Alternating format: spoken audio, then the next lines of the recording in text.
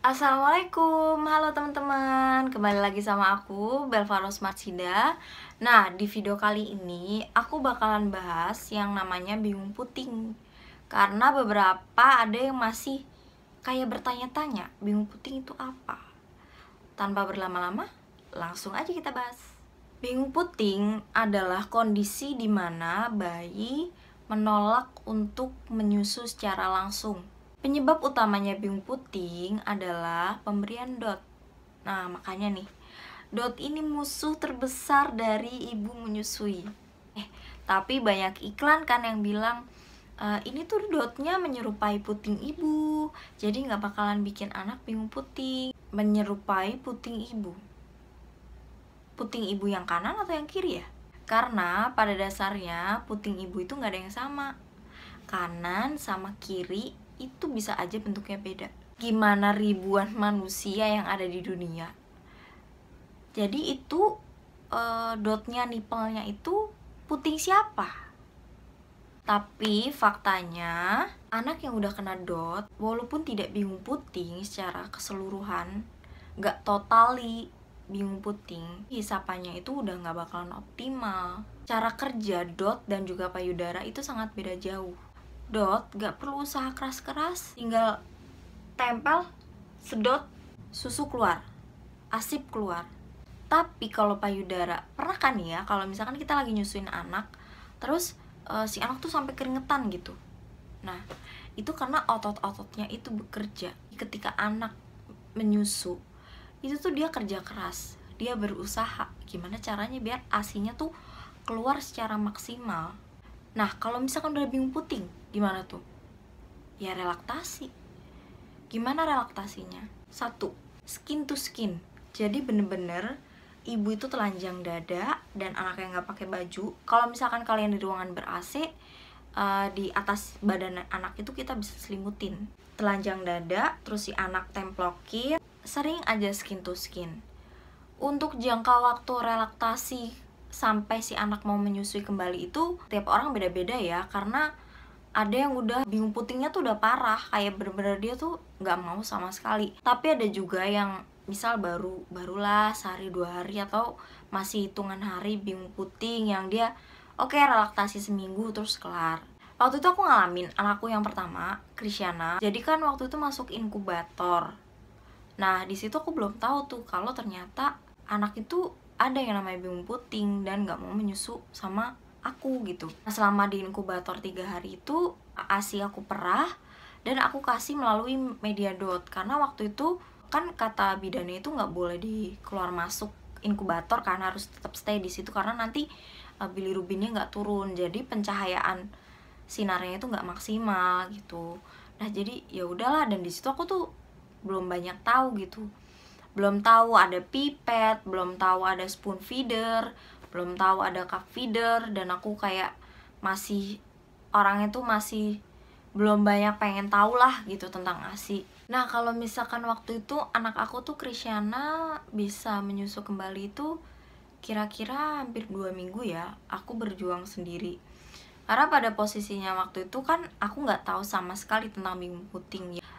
Aku usahain aja dia mau menyusu, padahal waktu awal-awal tuh bener-bener yang dia tuh nangis kejer banget setiap mau aku tetein, dan kayak baru isep sebentar dilepeh, isep sebentar dilepeh gitu, kayak mainan aja tetek gue.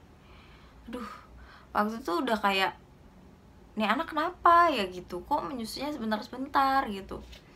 Cuman ya aku masih aku usahain terus tetein terus hawanya juga gerah-gerahnya.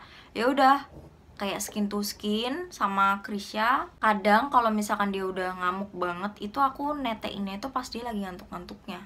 Cara yang kedua adalah susui bayi dengan posisi yang tepat, yang nyaman.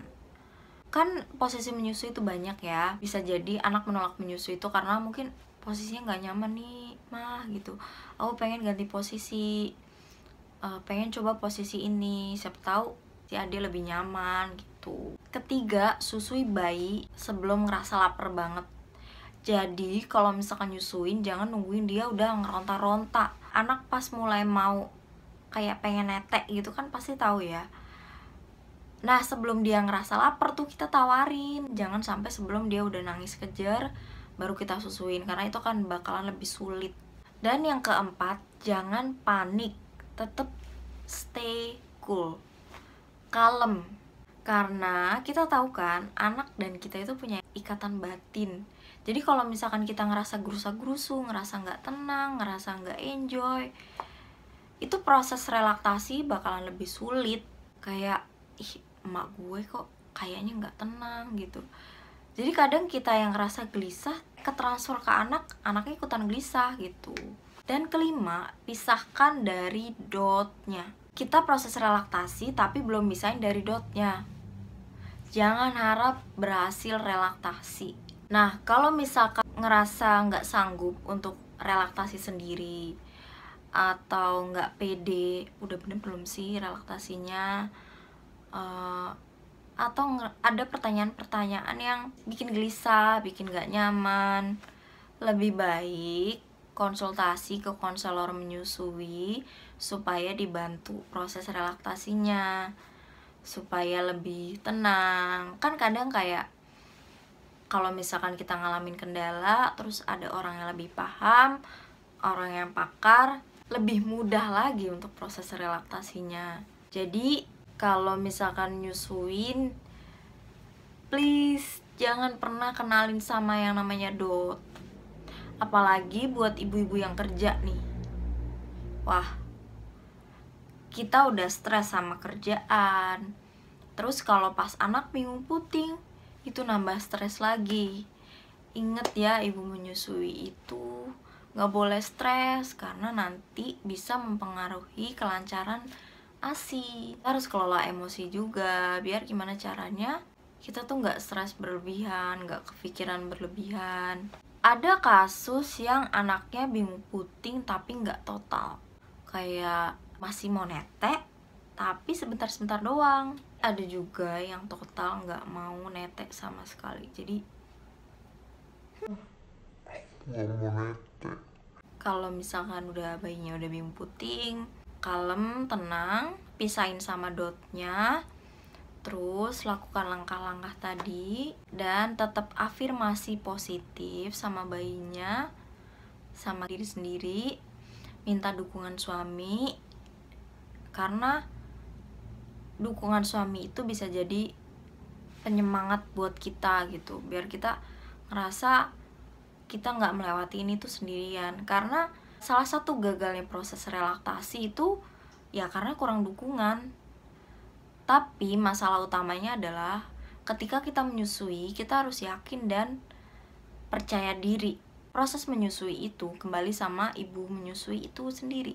Jadi pengaruh orang lain hanya sepersekian persen aja ya, karena kan kita yang nyusuin, kita yang bisa mengontrol diri kita. Kita harus membekali diri biar gimana caranya kalau misalkan kita menghadapi kesulitan-kesulitan proses menyusui, kita bisa ngelewatin rintangan itu, kita bisa menyusui terus sampai 2 tahun, dan kita nggak akan terlena sama hal-hal lain. Dot itu nggak cuman bikin bayi bingung puting, tapi dot itu bisa bikin produksi ASI itu menurun.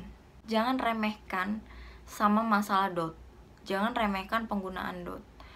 Itu karena bayi bingung puting, produksi ASI menurun, terus lagi kerja produksi ASI nurun, udah stres sama kerjaan, anak bingung puting, produksi ASI menurun. Aduh, karena nggak semua orang bisa menghadapi itu dengan oke, berjuang terus pasti bisa.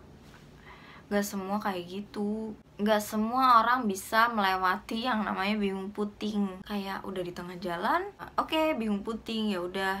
Bahkan konsul, aku nggak tahu ya udah konsul atau belum gitu. Ya udahlah, usahanya segini aja. Kesabaran itu paling penting kalau buat ngatasin anak bingung puting ya. Karena kalau misalkan nggak sabar, nggak telaten, ya udah nggak bakal bisa menyusuin kembali, nggak bakal bisa kelar nyusuin sampai 2 tahun. Ya namanya juga anak bingung puting ya kan, dia biasanya pakai dot, gampang gampang serut kelar gitu. Ini suruh usaha lagi netek. Menurutku tuh ngajarin anak yang bingung puting daripada ngajarin anak bayi baru lahir itu lebih sulit ngajarin anak yang bingung puting, karena dia kayak instingnya untuk menyusui itu udah terganggu. Harusnya dia netek langsung, atau kalaupun memang ibunya kerja pakai media lain selain dot, ada cup feeder, ada spoon feeder, ada pipet gitu. Pipet harganya berapa sih? 5.000 ada. Spoon feeder, sendok yang buat empasi kecil-kecil, ya belilah kayak, kalau misalkan nggak mau beli yang murah, belilah merek Pigeon. Pigeon itu berapa sih? Nggak nyampe 100.000 kan buat sendoknya doang. Terus cup feeder itu nggak nyampe 50.000 daripada anak bingung puting kan. Nah kalau misalkan kerja, ya tapi yang ngomong anaknya gak sabaran. Aduh, gak mau tuh, nggak bisa kalau misalkan pakai pipet yang lama harus. Aku bingung ya kalau misalkan mau ngomong kayak gini, kayak ya lu mau nggak anak lu minum ASI gitu, intinya itu aja. Kalau misalkan mau anaknya minum ASI terus ya usaha. Cari solusi, bukan cari alasan, Beb. Misalnya, kan gak enak soalnya yang ngomong mertua. Kan kalau udah tinggal sulut. Kalau misalkan aku kerja dan aku harus ngasih anakku ASI, ya aku bakalan bilang dulu ke suamiku, "Pah, aku mau kerja dan ini anak kita harus minum ASI, dan minumnya itu harus medianya selain dot, kayak pipet, spoon feeder, cup feeder. Karena kalau misalkan pakai dot nanti bingung puting, bisa nurunin produksi ASI. Terus kalau misalkan produksi ASI aku turun, takutnya kecukupan ASInya nggak bisa terpenuhi." Edukasi lah gitu, kayak jelasin kenapa sih kita harus menggunakan media selain dot gitu.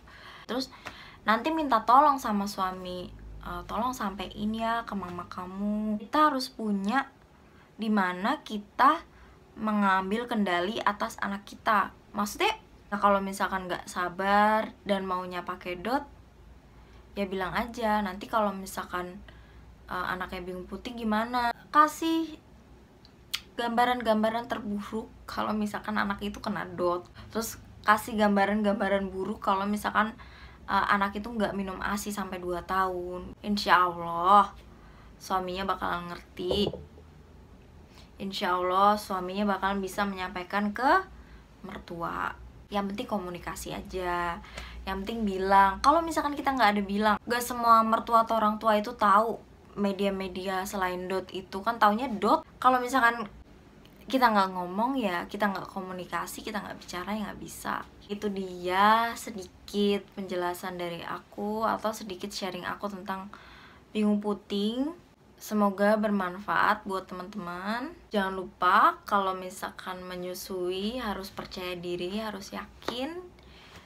Semoga kita semua bisa menyusui sampai 2 tahun. Semoga kita semua sehat selalu dan juga anak-anak kita. Dan semoga saja pandemi ini segera berakhir. Thank you yang udah nonton. Happy breastfeeding.